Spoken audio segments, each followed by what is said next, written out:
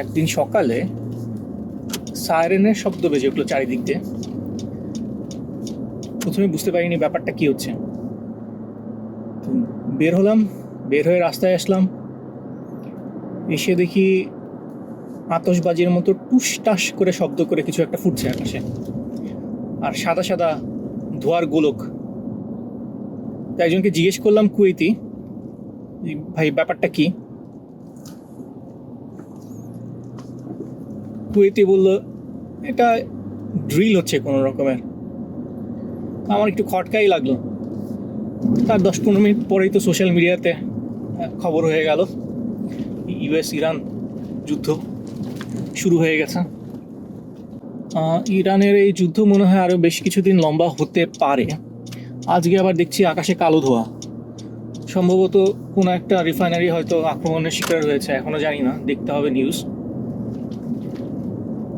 কালো ধোঁয়াটা বেশ ভালোই দেখা যাচ্ছে আকাশে। তো এর মধ্যেই জীবনযাত্রা, সব কিছু একেবারে স্বাভাবিক সেটা বলা যাবে না, তবে স্কুল কলেজ সব বন্ধ হয়ে গেছে। কেউ এখন অনলাইনেই যেটা পড়ালেখার ব্যবস্থা করছে। মানুষজন এতই প্যানিকড হয়ে গিয়ে কেনাকাটা শুরু করেছিল যে ওরা বাধ্য হয়ে কিছু লিমিট করতে হয়েছে।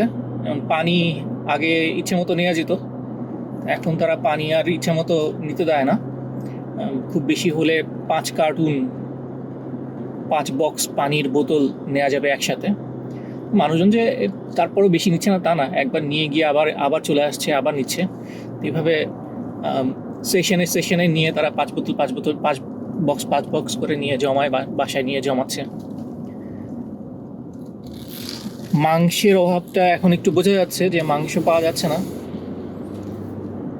আর অন্যান্য জিনিসের অভাব এখনো পর্যন্ত খুব বেশি একটা দেখা যাচ্ছে না। আবার ওদিক দিয়ে অফিস আদালতের উপস্থিতিতেও সরকারের নির্দেশে সরকারি অফিসগুলোতে এখন 30% করে দিয়েছে ওরা। তো 30% লোক এখন অফিসে যাচ্ছে, বাকিটা যাচ্ছে না। তো এভাবেই চলছে কুয়েতের জীবন। কতদিন চলবে জানা নেই।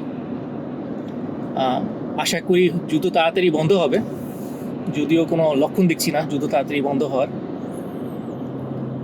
যতদিন বন্ধ না হচ্ছে যুদ্ধ, ততদিন চুপচাপ সহ্য করা ছাড়া আর দেখা ছাড়া কি হয়, আমাদের এখানে আর কিছু করার নেই।